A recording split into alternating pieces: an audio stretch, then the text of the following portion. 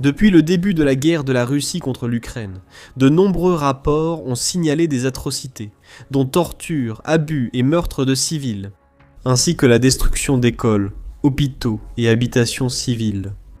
Après avoir commis ces actes horribles, de nombreux commandants russes ont depuis fui le pays, se cachant dans des zones apparemment plus sûres dans leur patrie et espérant vivre longtemps et confortablement.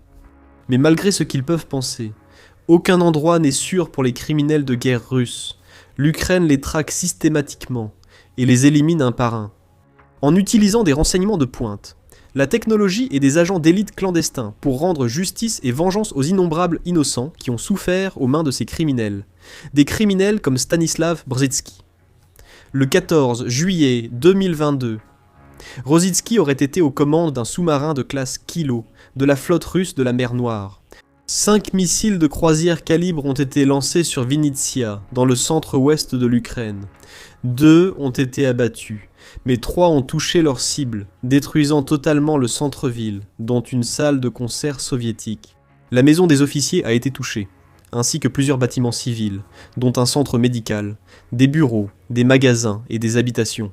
Au moins 23 morts, dont 3 enfants, et plus de 200 blessés ont été confirmés lors de la frappe, faisant de cet événement l'une des tragédies les plus meurtrières du début de la guerre.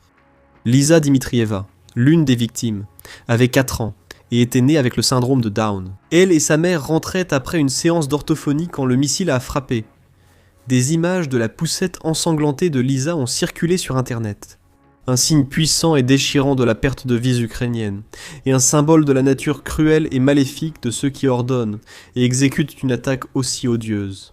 Ce n'était pas une attaque militaire, les personnes tuées n'étaient pas des soldats, elles ne représentaient aucune menace pour la Russie, c'étaient des civils innocents qui essayaient simplement de vivre leur vie. Mais à cause d'hommes comme le capitaine de 2e rang Stanislav Rysitsky, ces vies ont pris fin de façon brutale et inattendue, bien trop tôt, et tandis que l'Ukraine pleurait, la Russie célébrait.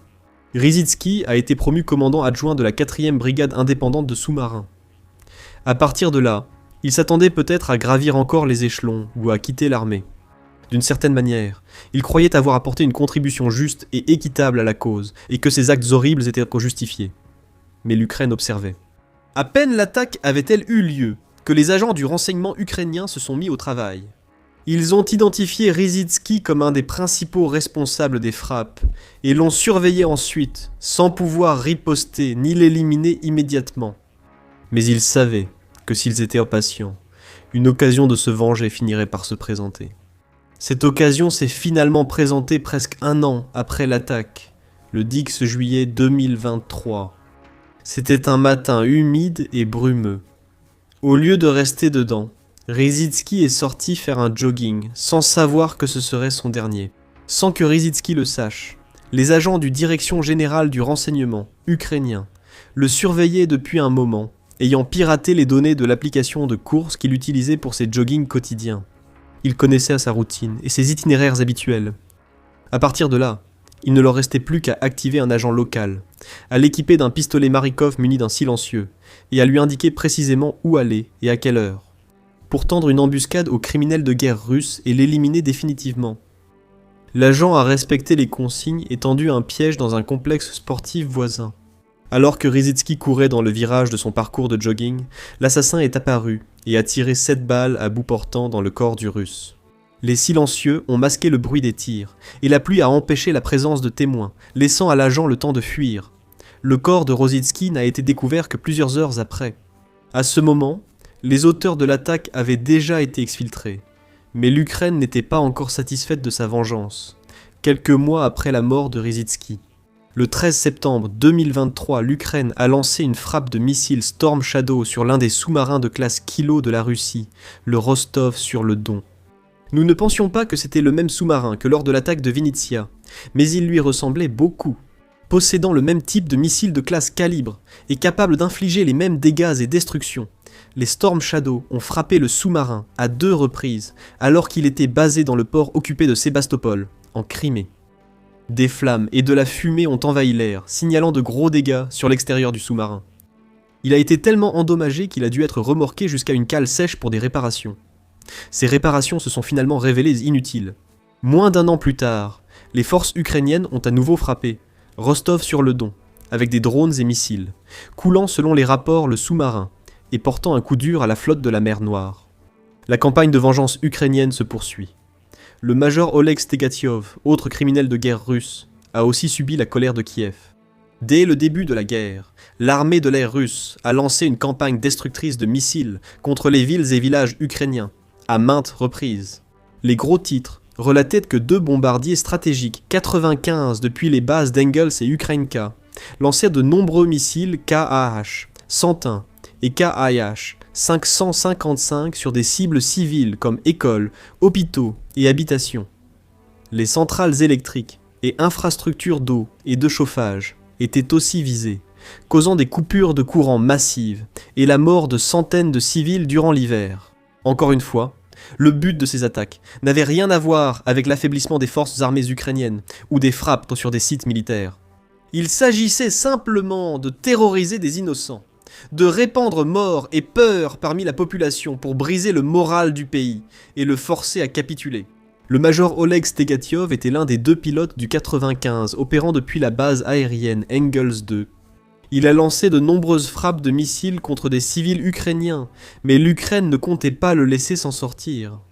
Des agents du Direction générale du renseignement, ukrainiens, ont piraté les bases de données de l'armée de l'air russe et extrait des informations sur des dizaines de membres d'Engels 2, dont Stegatiov.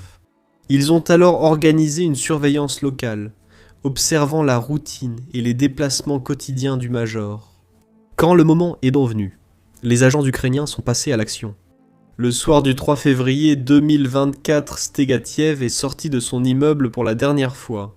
Lorsqu'il s'est dirigé vers sa voiture, un agent ukrainien est sorti de l'ombre du parking, un pistolet silencieux à la main. Le major a reçu plusieurs balles.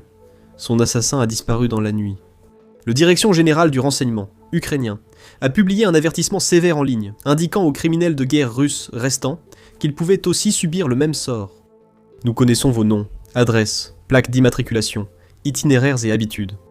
Tout cela a eu lieu dans l'oblast de Saratov, en Russie, à 300 miles de la frontière ukrainienne. Cela a montré que, même loin derrière les lignes ennemies, dans des endroits apparemment sûrs, les commandants russes devaient les rester vigilants. Le colonel russe Sergei Yevsyukov figurait aussi sur la liste noire de Kiev. Yevsyukov était le commandant du camp de prisonniers d'Olenivka, au sud-ouest de la ville occupée de Donetsk, où de nombreux prisonniers ukrainiens étaient détenus. Après la chute de Mariupol en mai 2022, le droit international, notamment la Convention de Genève, exige un traitement humain des prisonniers de guerre et la satisfaction de leurs besoins essentiels comme la nourriture, l'abri et les soins médicaux. En résumé, ils doivent être traités humainement jusqu'à ce qu'ils puissent être libérés et rapatriés. Lorsque le conflit a pris fin, le colonel Yevsyukov n'a pas respecté cette loi. Des rapports ont lié le colonel à la famine et au mauvais traitement infligé à des centaines de prisonniers ukrainiens, ce qui est déjà très grave. Mais le 29 juillet 2022, ces âmes malheureuses ont subi un sort bien pire. Une roquette aurait frappé une partie du camp où étaient détenus 193 prisonniers. 30 ont été tués sur le coup, et la vie des autres a été gravement mise en danger. Un grave incendie a causé des dizaines de brûlés et des morts par inhalation de fumée. Avec environ un tiers de la population du camp apparemment tuée ou blessée, soit lors de l'explosion initiale, soit lors de l'incendie qui a suivi. Des officiers russes, comme Yevsyukov, ont refusé d'aider. Ils sont restés à distance et ont observé les baraquements brûler pendant des heures, l'aide médicale n'étant fournie qu'à 5 heures le lendemain. À ce moment-là, plus de 50 prisonniers étaient morts et environ 130 étaient grièvement blessés. Les responsables russes ont aussi refusé l'accès des enquêteurs au site de l'atrocité. Elle a aussi affirmé que l'Ukraine était responsable de l'attaque, suggérant que Kiev aurait frappé ses propres prisonniers de guerre pour éviter leur passage chez les Russes. Les enquêtes de l'Organisation des Nations Unies et de la Cour pénale internationale, cependant, ont réfuté les affirmations de la Russie, concluant que Moscou avait délibérément exécuté les prisonniers. C'était un crime odieux et que l'Ukraine n'oublierait ni ne pardonnerait. Le 9 décembre 2024, Yevsyukov servait de nouveau comme commandant de camp à Donetsk. Il monta dans son Toyota Land Cruiser blanc, mais n'atteignit jamais sa destination. Avec l'aide d'un réseau partisan local, les services de renseignement ukrainiens avaient eu accès à ce même véhicule.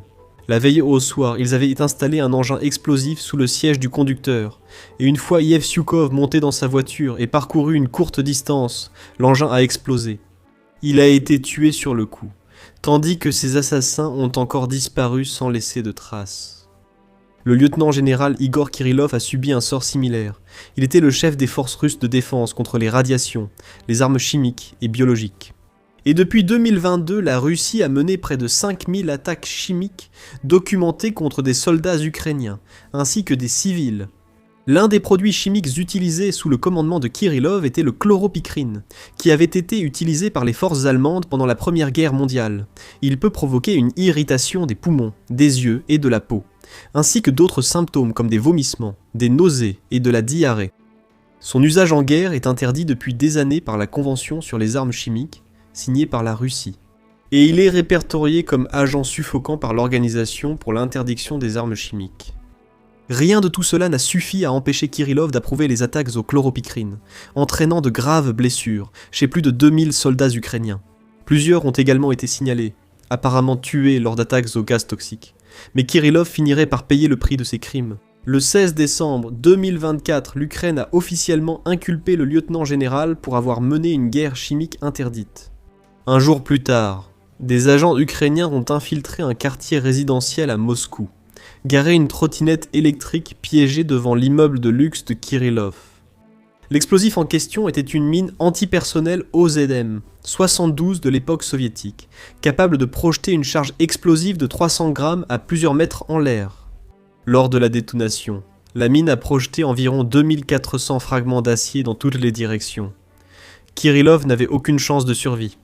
Une fois qu'il est sorti du bâtiment et s'est approché du scooter, la mine a été déclenchée à distance. Les fenêtres à proximité ont volé en éclats, tandis que Kirillov et son assistant ont été tués en un clin d'œil.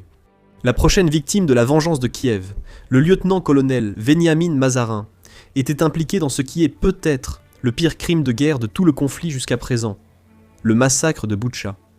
Cela s'est produit seulement quelques semaines après le début de la guerre, en mars 2022, lorsque les forces russes sont entrées et ont occupé la ville de Boutcha, non loin à l'ouest de la capitale du pays, Kiev. Pendant leur présence dans cette ville, les Russes ont été responsables de certaines des atrocités les plus odieuses qu'on puisse imaginer. Des rapports font état de centaines de citoyens, y compris des femmes et des enfants, tués dans les rues, maltraités, ligotés, battus, violés, exécutés et torturés. Des corps jonchèrent les rues et étaient cachés dans des sous-sols. Le lieutenant-colonel Mazarin était l'un des responsables. Il était commandant adjoint d'une unité de police militaire dont la présence dans la région au moment du massacre a été prouvée. Son nom et ceux de dizaines d'autres personnes impliquées dans ce massacre brutal de civils ont vite été ajoutés à la liste noire de l'Ukraine. Cependant, les agents du Direction générale du renseignement ukrainien ont attendu des années avant de se venger. Mazarin pensait sans doute avoir échappé à la vengeance de l'Ukraine en s'installant à Khmerova, dans le sud-ouest de la Sibérie, loin de la frontière ukrainienne. Mais l'Ukraine a continué de le traquer. Et le 25 octobre 2025, ils ont eu la chance qu'ils attendaient. Ils ont découvert où vivait Mazarin, et en ont profité pour placer un explosif sur sa voiture.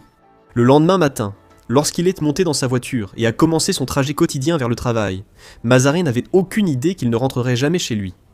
Ces derniers instants ont été filmés et partagés en ligne. Dans ces images, un agent ukrainien appuie sur le bouton, mettant fin à la vie de Mazarin et faisant exploser sa voiture. L'amiral Viktor Sokolov a également subi toute la force de la soif insatiable de vengeance de l'Ukraine. Il était l'un des officiers responsables, en 2022 et 2023, lorsque la flotte russe de la mer Noire a mené des frappes de missiles répétées sur des villes côtières ukrainiennes comme Odessa et Mykolaïv. La marine a également utilisé des navires de guerre pour imposer un blocus illégal des navires marchands et céréaliers ukrainiens, menaçant d'affamer la population locale. Sokolov dirigeait ces campagnes cruelles, orchestrant de véritables attaques terroristes depuis son quartier général de Sébastopol. Mais les agents ukrainiens surveillaient et attendaient à nouveau. Patiemment, ils ont agi contre l'amiral, pénétrant son commandement et commençant à surveiller ses communications. Grâce au réseau de partisans locaux, ils ont collecté des informations sur les déplacements, habitudes et réunions de l'amiral. Fin d'été 2023, ils connaissaient tout cela. Sokolov serait présent ainsi que plusieurs autres hauts responsables russes, à une conférence du personnel supérieur prévue pour le 22 septembre. À cette date précise, l'Ukraine a lancé son attaque. 10 missiles Storm Shadow auraient été lancés sur le lieu de la conférence, voyageant à grande vitesse et à basse altitude pour échapper aux défenses aériennes. Plusieurs ont atteint leur cible, tuant de nombreux officiers supérieurs, très probablement y compris Sokolov. Sa mort n'a pas été confirmée, les responsables russes s'assurant qu'il est vivant et en bonne santé. Cependant, il n'a plus été vu en public depuis. Même les criminels de guerre et commandants russes les plus en vue ne sont pas à l'abri des attaques de l'Ukraine.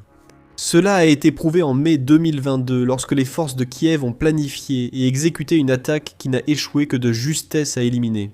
Le général Valery Gerasimov lui-même, le chef d'état-major général des forces armées russes. À l'époque, les forces russes d'Ojipratlaï s'occupaient de la ville ukrainienne d'Izium et l'avaient transformée en un grand centre logistique. Profitant de l'emplacement stratégique de la ville pour établir des lignes d'approvisionnement et lancer des assauts sur les villes et villages environnants. Gerasimov a exceptionnellement visité la ligne de front pour inspecter lui-même les opérations dans la ville. Il était loin de se douter qu'il mettait sa vie en danger dans le processus. Les agents du renseignement ukrainien avaient intercepté des données et savaient tout sur l'arrivée du général. Ils ont même envisagé une frappe massive pouvant éliminer Gerasimov et décapiter la direction russe. Une bonne fois pour toutes, le général avait prévu une réunion dans une école locale qui avait été transformée en quartier général temporaire.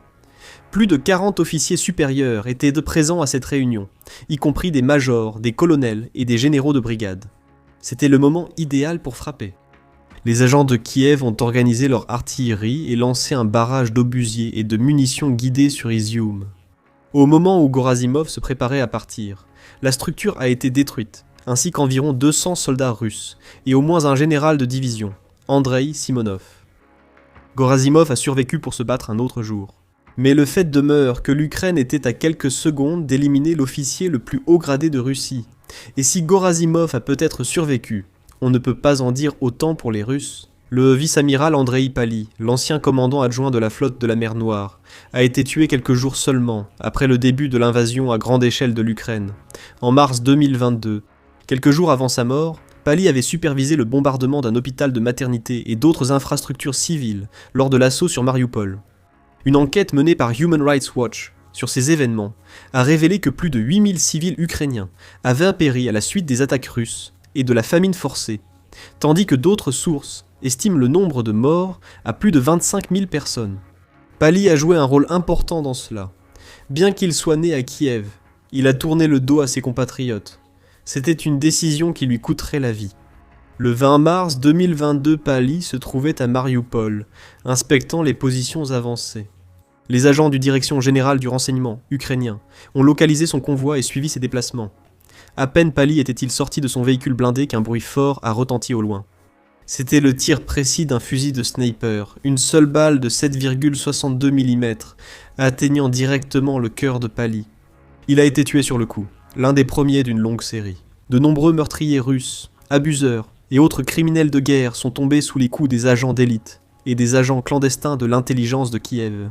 Beaucoup d'autres restent encore, mais il ne fait aucun doute que certains, voire tous, finiront par tomber sous les coups des agents de Kiev. Un à un, ils seront traqués et éliminés. Il est clair que les agences de renseignement ukrainiennes ne s'arrêteront pas avant d'avoir rayé chaque nom de leur liste noire. Que ce soit par un fusil de sniper, un pistolet silencieux ou un engin explosif improvisé. Ces criminels au cœur froid verront leur vie écourtée, et les innombrables personnes qu'ils ont blessées et tuées auront au moins une part de rétribution. La seule question qui reste est, qui sera le prochain ? Maintenant, découvrez-en davantage sur l'assassinat de Veniamin Mazarin dans cette vidéo détaillée. Nous analysons l'opération de renseignement ayant mené à sa disparition prématurée. Sinon, regardez cette vidéo pour découvrir la longue liste d'autres généraux et officiers supérieurs que l'Ukraine a éliminés au cours de la guerre jusqu'à présent, laissant de nombreuses brigades russes affaiblies et désorientées. Et pour plus d'analyses, d'actualités de dernière minute et d'expertise militaire à ne pas manquer, assurez-vous de vous abonner à notre chaîne dès aujourd'hui.